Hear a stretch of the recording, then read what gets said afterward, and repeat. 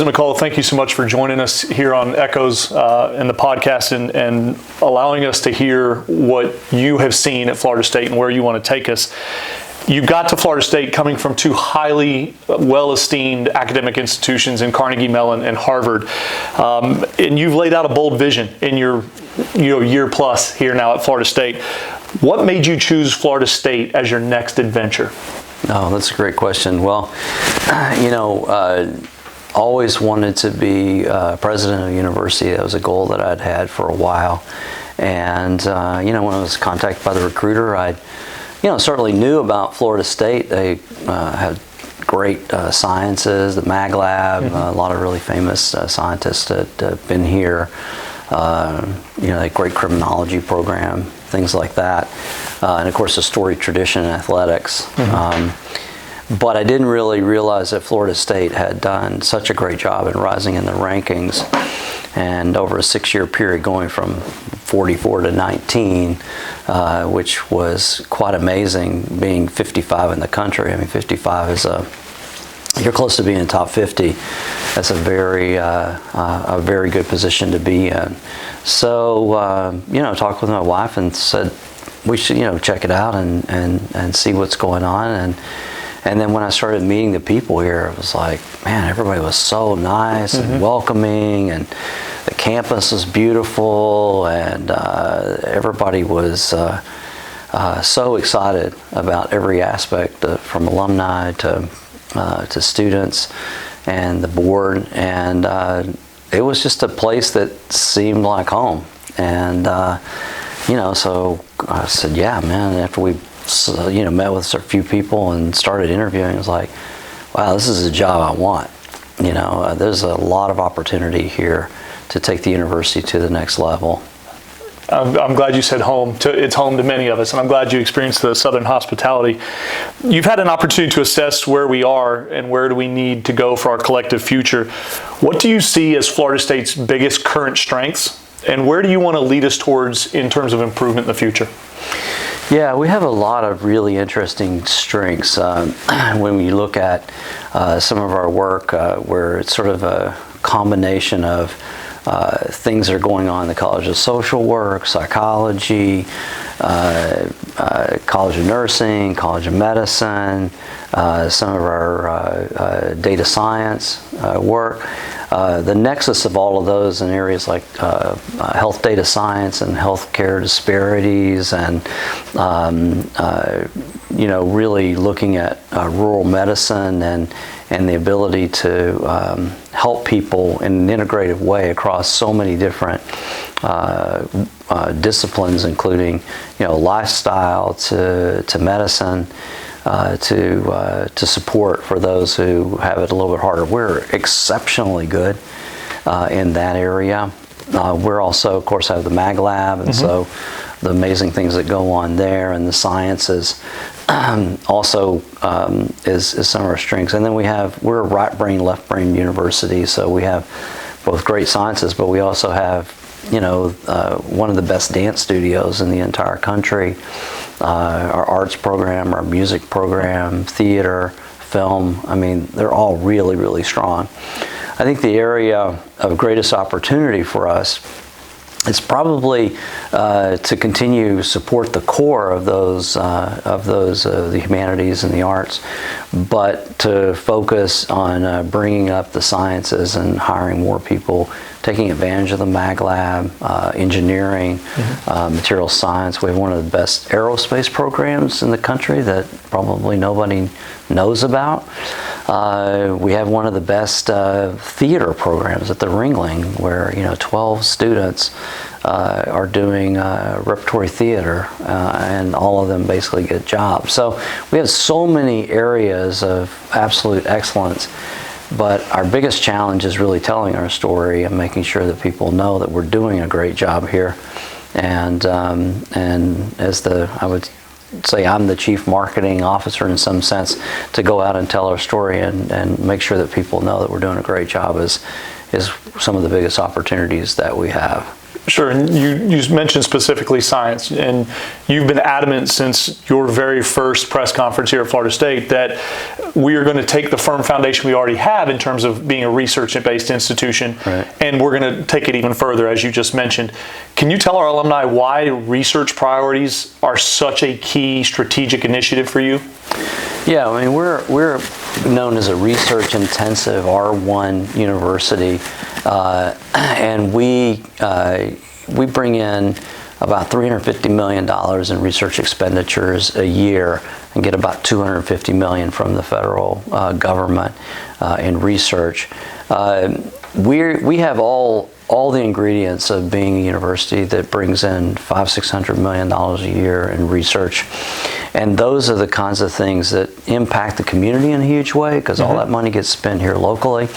It starts to attract more and more faculty who are research intensive, and those all help the departments to improve their reputation, their peer reputation, and their ranking. And that is self-perpetuating in terms of bringing in better students, better faculty, and helping us to go to the next level. That will help our U.S. News and World Report rankings, but it also gets us set up to think about becoming an AAU university, which is really hinges upon us being a university that does a lot of research and has the best faculty we can possibly have. One of the other priorities I've seen you sink your teeth into is our capital project, specifically Legacy Hall, and shepherding that project through to the finish line. What role do these projects, specifically Legacy Hall, what do they mean to the future of FSU? Why is getting that done such a top priority? Yeah, we're going to put a shovel in the ground October 14th. Okay. I'm $20 million short. I've been out raising money. We're getting there. We're hoping that we can be halfway there in the next several weeks, and I expect by the end of the summer we'll reach our mini campaign goal of $20 million. You know, business schools are really rooted in the actual building itself. So attracting great business students for MBA program, but also the undergraduates, are really rooted in the business school building itself, as you had seen. If you look at other business schools around the nation, the building is very important. So if you're a chemist or a physicist, it's the facilities that are really important to you, and the equipment and those opportunities. But for business school, the building itself is very, very important. And so us building that building will help us in our rise in the rankings of business school. We've already had a significant rise, but there's more to be done in our MBA program. Obviously our risk management, real estate programs are among the best in the country already. But we like to have the rest of our programs be at the same level. So this has focused the attention of our business graduates and alums, which, by the way, our business alums are probably they're amazingly accomplished, and actually their reputation is not commensurate with the ranking of our business school. And so part of that, again, is just telling our story and mobilizing those business school faculty, not only faculty, but the alums to get involved. And so we've been out talking to lots of people. People are very, very excited. Business alums are really excited about the next step and look at Legacy Hall and building the program. So that's an area we're going to make investments. I think you'll see over the next several years a great rise in the quality of the business school. It's already a great business school, but absolutely. we're really going to be something that's on the rise with this. We'll look forward to October then. It sounds like a good time. You have a personal background with an entrepreneurial spirit, and I've heard you mention the other day that Jim Moran College of Entrepreneurship has 135 student-based startups. Why did that stick out to you when you mentioned that? There was a gleam in your eye a little bit. Talk about that Florida State student entrepreneurial spirit that you've encountered in your short time here. Yeah, first of all, it's been a big surprise. I mean, we have a College of Entrepreneurship. I knew about that. But I've been at universities where we have 40, 50 student startups a year, which is a big number. Mm-hmm. And so when I asked Dean Fiorito to tell me how many student startups we have, it took her a while to find it because we haven't been cataloging it. And number one, we have a course where 100 students take a course, mm-hmm. and they're required to start a company at the end of the course. Plus another 35 student companies started per year. It's 135 companies a year. That's an astounding number. Mm-hmm. That's an astounding number. Sure is. Right now, we only have 2 faculty startups on average per year. That's not a good number. And so we don't have a policy on if you're a faculty member and want to start a company. We don't have a policy. You have to sort of go figure it out. And so right now, the committee's working on the policy. So this is another area of interest for me, and it's one that I think we're going to get off of the ground probably over the summer. Awesome. Recently, you've toured Florida, been out speaking to our alumni in key demographic areas around the state where we have alumni. And with our recent graduation, we're now over 387,000 alumni, and we are growing fast and will continue to. What is the role of that group of people, that 300, almost coming up on 400,000 alumni? How do they best support your vision? If you could talk to our alumni right now, how can they best support Florida State? Well, we have some work for them to do. We're just not quite ready to fully engage them. I mean, we definitely engaging them in a strong way with our Alumni Association and our alumni affinity groups that are in the different cities, which I hope to get out to visit soon over the next year or so. And the Alumni Association, I think, does a very good job of engaging people. What we'd like to do is to take that to the next level and have alumni get involved in, helping us to make connections to companies, helping us make connections to other alums that we might be able to raise money from. Mm-hmm.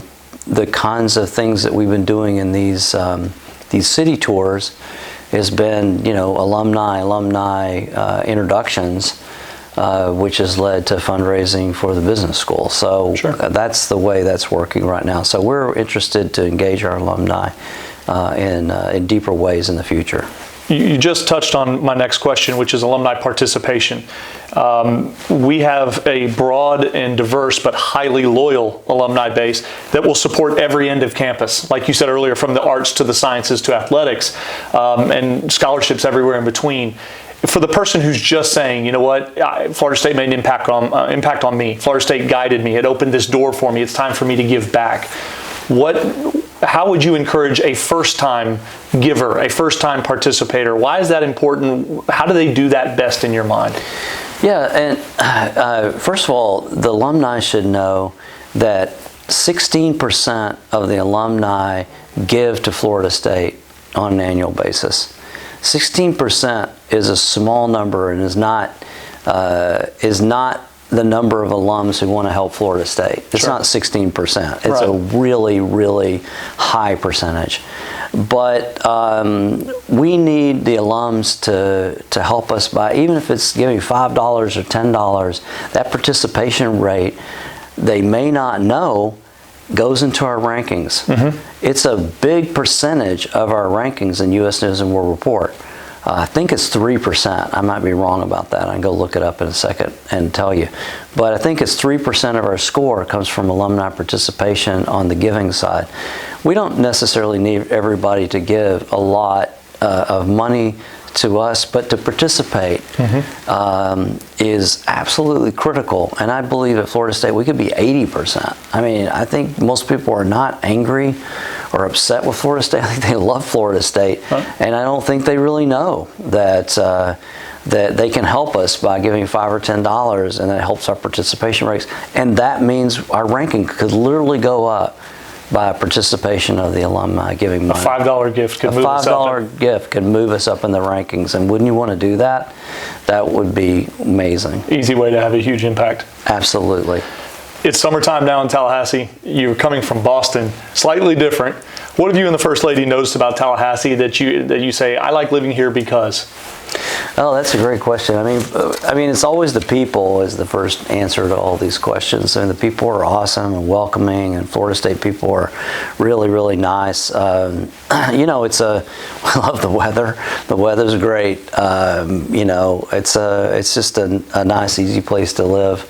I don't miss winters. Okay. But you know, the welcoming nature of everybody in the community and the way everybody binds together to help Florida State and to help Tallahassee, from the politicians to the business owners to the alums to the students and staff.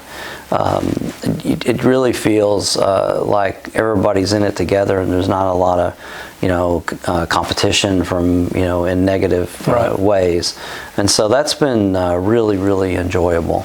Cool. Some lighthearted, easier questions to finish, rapid fire. Hopefully these aren't too difficult. So these are the hard ones. Which is better, garnet or gold? Oh. Garnet. Garnet. If you could only be one, would you prefer? No, it's okay. It's the correct answer. Garnet's the correct answer. So with me at least. If you could only win one in any athletic contest, would you prefer to beat the University of Florida or beat the University of Miami? Florida. Also a correct answer. Where's your favorite place on campus?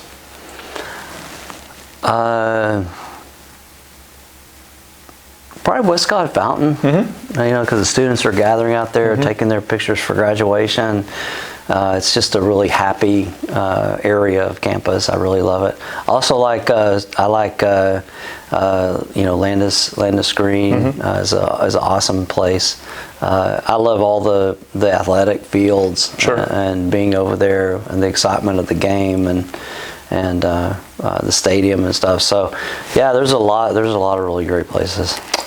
Of the traditions you've seen thus far at Florida State, which one do you like the most? I think the competitive spirit, that comes with athletic competition. I love that. I think it permeates everything from the academic side to athletics, and I just love that. I mean, our student athletes are amazing. I mean, they're great students. They make great. Their grades are great. They basically have two full-time jobs. And then, if they're, on the field, they're on, on the pitch, wherever they are, they're out there giving it 100%. And I think that's the spirit of Florida State. They love it, and they represent it. It's not to take anything away from our academic students, because I think these are students. They just happen to be athletes. And so I love all that, and I love the spirit that comes up with that, for sure. Last question, and I personally think this one's the most difficult because I struggle with it myself. Describe Florida State University in a single word. Family. Awesome. President McCullough, our 16th president of the university, thanks for being a part of the Echoes today and speaking to our alumni and telling us what's next for Florida State. We appreciate your time. Absolutely. Thank you for giving me the opportunity. Yes, sir. Thank you.